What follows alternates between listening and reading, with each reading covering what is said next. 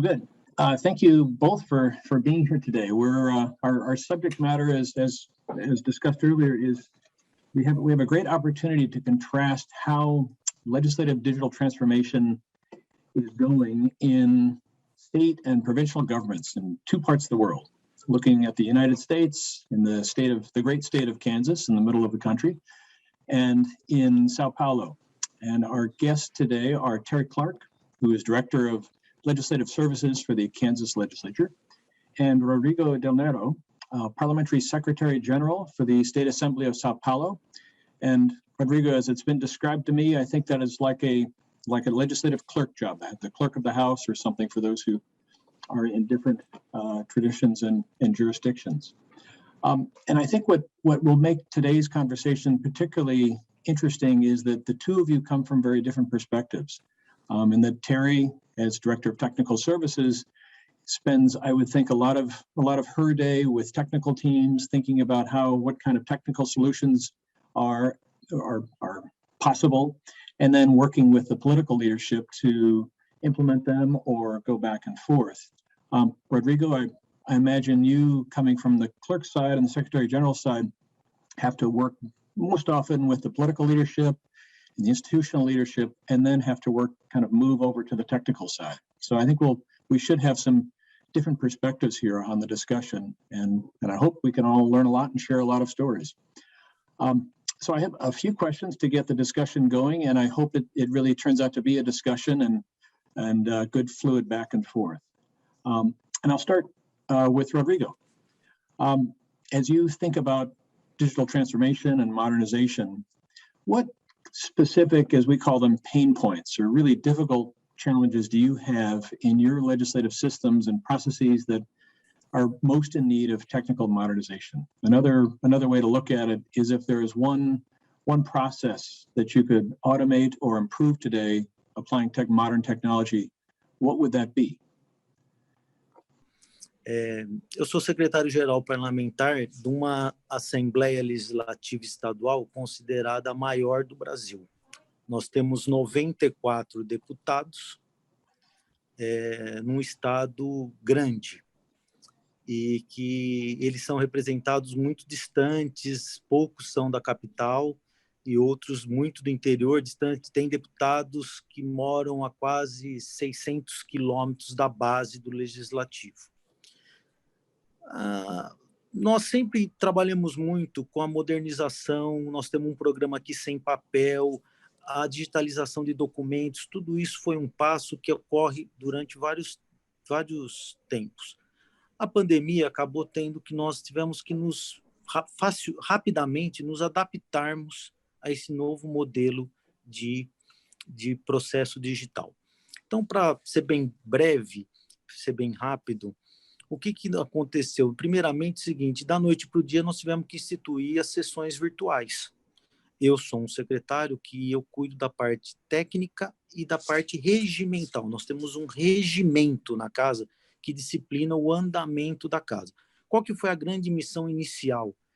Você transformar essa parte regimental, que é uma parte que fazia toda uma disciplina do modo presencial das sessões.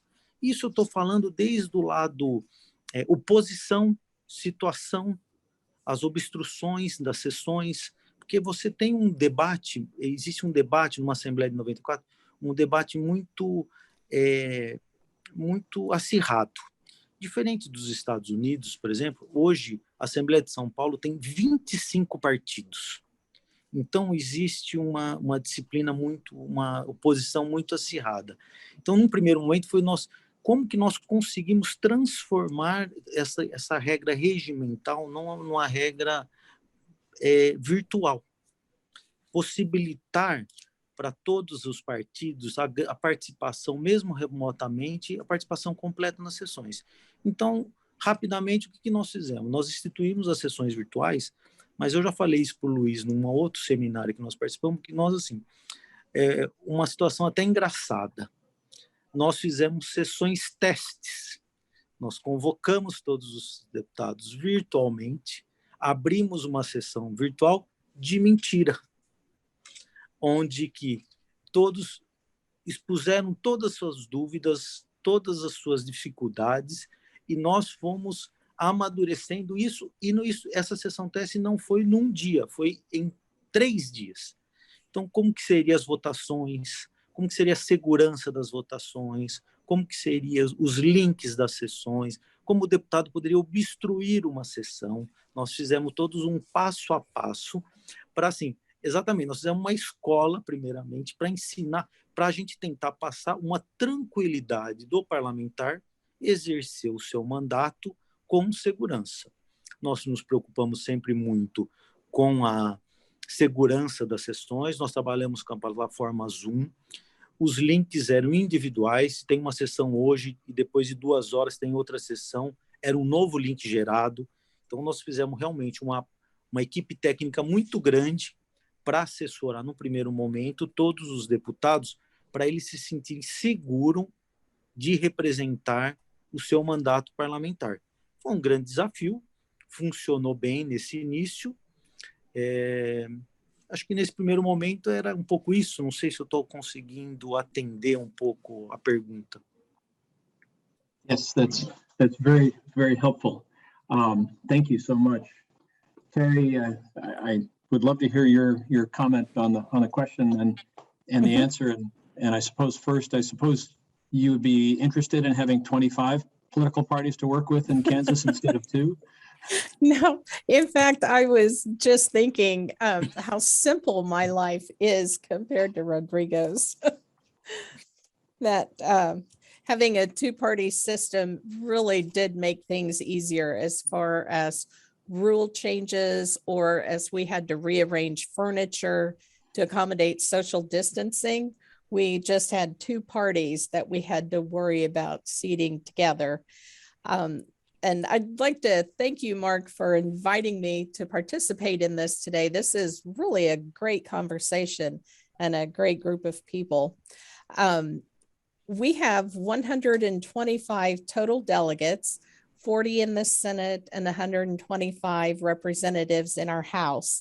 So 165 people to work with and their staff.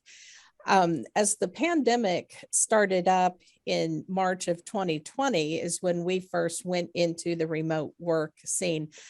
Our legislature was able to pass the budget and wrap up their business very quickly.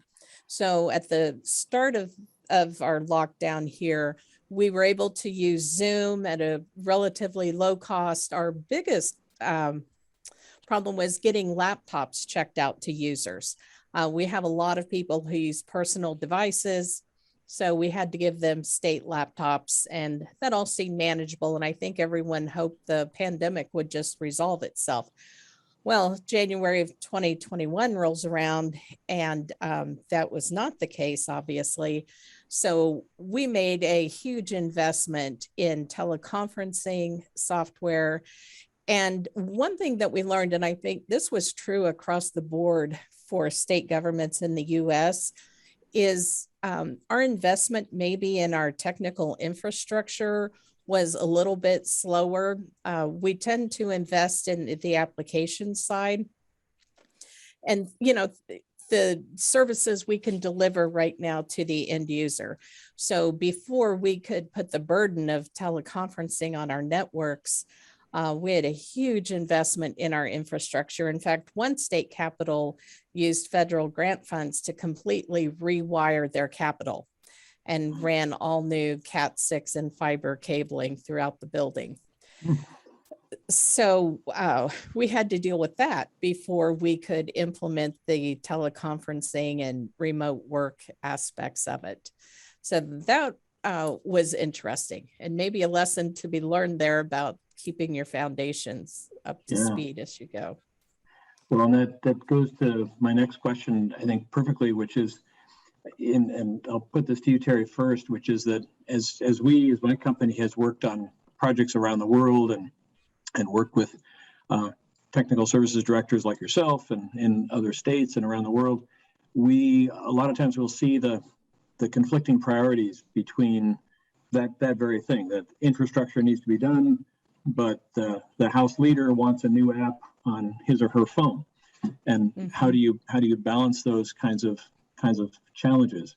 Can you talk about maybe perhaps some examples of that where it's worked well or not worked well, or some thoughts about how the two sides could better support modernization efforts as we go forward? One thing we found several years ago was that if we leased equipment, then at the end of that lease, you have to do something with it. So that gives us an opportunity to upgrade our servers. Right now, we have almost any of our, well, we're not really in the cloud, so all of our servers are on site. So we lease that equipment, which forces a refresh on it. Where we fell behind was on, in Kansas anyway, was on the switching and routing. And that piece of the infrastructure is very expensive to upgrade. And when you come into a Capitol building, you know, it's this large building. We have almost 90 Cisco switches in here. So upgrading those in one chunk is difficult and timely, you know, consumes a lot of time and money. So I think that maybe chunking that up and getting your infrastructure on a refresh cycle where every 3 years or every 2 years, you're just doing one piece of it would be helpful. We haven't quite achieved that. We're still working towards that goal, but that's the plan. Yep. Well, it does take a lot of balance but also a lot of explanation. We're working with one government now that is having to replace a 40-year-old mainframe system, and you know, which tells you how long the technical team has probably been trying to convince the legislative side to fund those changes, and it's really hard to do and hard to get that across. Rodrigo, can you talk a little bit about that same question of how you're able to balance and also tell the story of the technical needs versus the political needs, and how you're able to balance that back and forth and still move forward with modernization?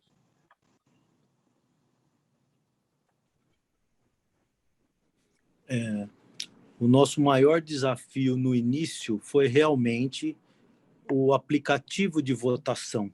O aplicativo de votação foi um desafio.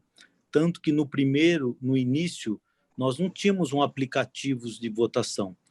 Nós trabalhávamos com a plataforma Zoom.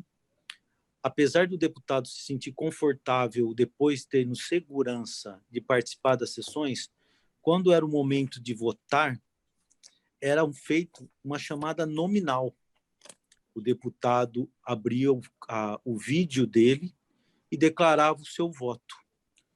1 a 1, nominal 94, 2 chamadas. Quem não conseguiu responder a primeira chamada. O que acontece? Olha que curioso, você vai para um processo digital moderno e você tem uma sessão morosa. Então, não sei como funciona no parlamento americano, mas aqui existe, como acho que em todos os lugares, você vota o projeto, você vota os destaques, você vota as emendas, são votações separadas. Então, você pega uma votação de um orçamento nosso, é uma votação que existe 10 itens. 10 itens, cada item 2 chamadas, as sessões ficaram modorosas. Mas, conforme falado, todo mundo achou que a pandemia não iria persistir todo esse tempo. Então, rapidamente, a nossa equipe técnica da casa conseguiu, nós não conseguimos ter acesso nem a compra, nem a investimento de um aplicativo de votação fora. Por quê? Porque nós chegamos a procurar, eu fui encarregado disso, até de olhar em outras câmaras legislativas, existe uma dificuldade de interligar a votação com a nossa base de dados, não é uma coisa simples. Nós não conseguimos, acho que não teve uma empresa que realmente rapidamente... A Câmara Federal Brasileira, que existe um departamento de informática muito, muito grande, com quase 300 funcionários. Eu tenho, para vocês terem uma ideia, o meu departamento de informática aqui conta com 30 funcionários. é uma diferença enorme. E eles conseguiram desenvolver um aplicativo de votação muito bom que nós não conseguimos nem com parcerias implantar aqui. Então, nós montamos o nosso aplicativo de votação. E com isso, depois que nós conseguimos implantar o aplicativo de votação, realmente as nossas sessões se tornaram mais ágeis, o deputado é responsável, né, porque ele se conecta, ele usa uma senha, ele valida o voto dele, mas acho que o maior desafio nosso nesse primeiro momento foi, durante meses, você encontrar um aplicativo de votação seguro. Que, né, nós temos, isso foi um grande desafio para nós. I would imagine. Building a voting application from scratch is not for the faint of heart, I would think. So I'm glad that has gone well. Terri, let me ask, as you've been working on many projects over the years, and you and I have known each other and shared war stories over the years through the conferences and national legislative IT conferences. Can you talk about if there are some specific lessons you've learned about starting projects or initiating projects or moving forward with specific modernization efforts that perhaps you could share that would be helpful to Rodrigo and others here? Oh, certainly. So one of the things I've learned is that you can't do that modernization in a bubble off by yourself. You have to spend a lot of time with the legislators, the members themselves, figure out how they work, how they move through their day, but also the citizens. It's really easy to look at how citizens are currently interacting with their elected officials. But, and this was mentioned in the previous session, you have to go out and meet the citizens where they are, figure out what they need and what really will work for them going forward. We're seeing too, across the US that citizen involvement is coming from a much younger demographic. They expect to have everything on their phone, but yet we still have to provide services to people who maybe don't even use a computer at all. And here in the Midwest, people don't have broadband internet access. Cell signals are kind of iffy in a lot of areas. So you're trying to find a way to provide services to all these different groups of technical users. We've also found that there's a lot of help available and a lot of great ideas in the private sector, and we can't be afraid to borrow from the private sector or go out and visit with them. And also vendors. You know, Mark, I've picked your brain and Grant and Brad's, I don't know how many times. So it's important to talk to everyone involved in a space. I think there's a rule that to become an expert on a topic, you need to read at least 5 books on that topic. And one of those books has to be a contrary opinion to present that contrary opinion to your opinion. And I think that's kind of true when you're looking at new technology initiatives. You can't single source that at all. You'll really sell yourself short and your customers. Yep, that's great. Rodrigo, any thoughts or responses on Terri's comments about lessons learned and moving forward?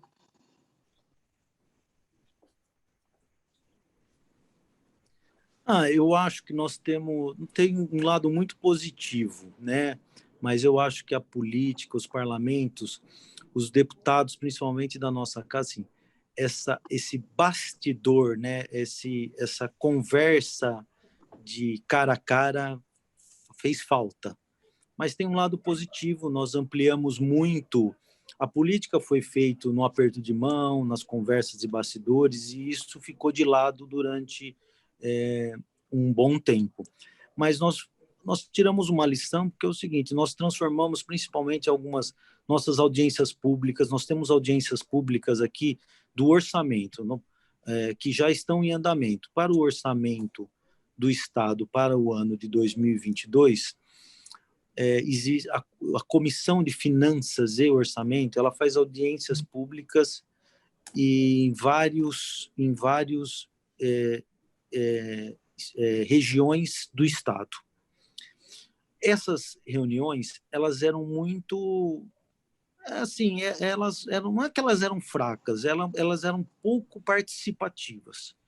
Com a digitalização, com as sessões virtuais, hoje nós implantamos, as sessões são híbridas. Os deputados da comissão, eles vão para as regiões, eles se instalam nas câmaras municipais, só que lá, mesmo de lá, aí é disparado o link para a sociedade do entorno participar com ideias, com propostas, onde que esses parlamentares trazem para casa a demanda regional, que pode ser convertida ou não numa emenda para adequar o orçamento do Estado. Então, essa participação popular, para nós, foi muito importante. As nossas comissões permanentes, as nossas audiências públicas, elas tiveram uma dinâmica que nós nunca vimos, uma participação popular muito maior, porque estava sempre, é uma coisa que não existia, era uma coisa presencial. Então, num estado muito grande, você fazer uma audiência pública em relação a uma reserva de ambiente, uma reserva ambiental, que eles falam assim, área de proteção ambiental, claro, uma área de proteção ambiental que existe uma legislação que eles querem mudar para ampliar essa área de área de preservação ambiental. Tem uma audiência popular com a população, com os cidadãos. Essa audiência, a participação não era efetiva como é hoje. Então, nós entendemos que hoje o sistema virtual aumentou bem a participação popular no nosso processo legislativo. Hoje, as nossas audiências públicas, que são virtuais, existe o chat, e nesse chat as pessoas fazem perguntas, elas participam efetivamente da audiência pública com os deputados.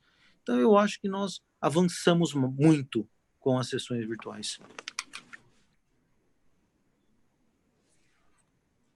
To close things out, perhaps we can end on kind of a bigger picture question, thinking about, the longer term future and not just what we're working on today and so forth.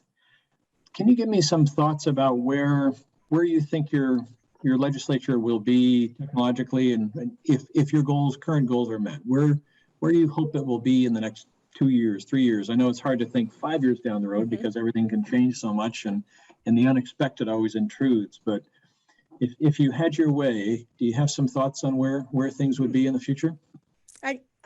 I do, yes.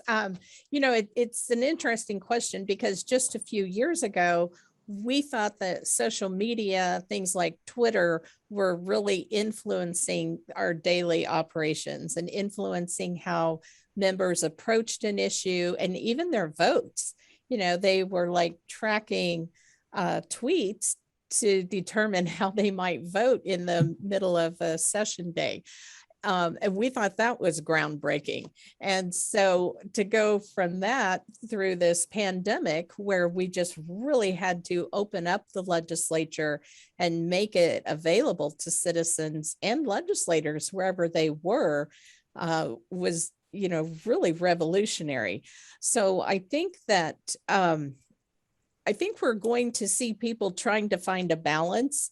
We have all these beautiful historical government buildings. We have all the traditions of the parliaments and legislative processes, and we don't want to lose those. And I think we're going to find more ways to use technology to improve those processes, make them more efficient. We may find that doing that allows government to do more, maybe move a little bit quicker. That may or may not be a good thing, probably depending on the issue. I think we'll see some of the more complicated aspects of government, like the budget process, which is still kind of a black box to the citizens. There's budget bills and budget analysts, and no one's really sure what's even in that final budget when those bills get passed. So I think we will see some of those more complicated pieces of the government process become a little bit cleaner and a little bit more open to people. I don't know how fast that will move. It will be interesting to see how that goes over the next couple of years. But it's kind of like, you know, Pandora's box has been opened here. Citizens are now expecting government to be open. They're expecting to watch a committee hearing on their own time when they get home from work, where previously, you know, those committee hearings were shut out from them. So yeah, I think it's actually going to be a lot of fun and a lot of opportunity.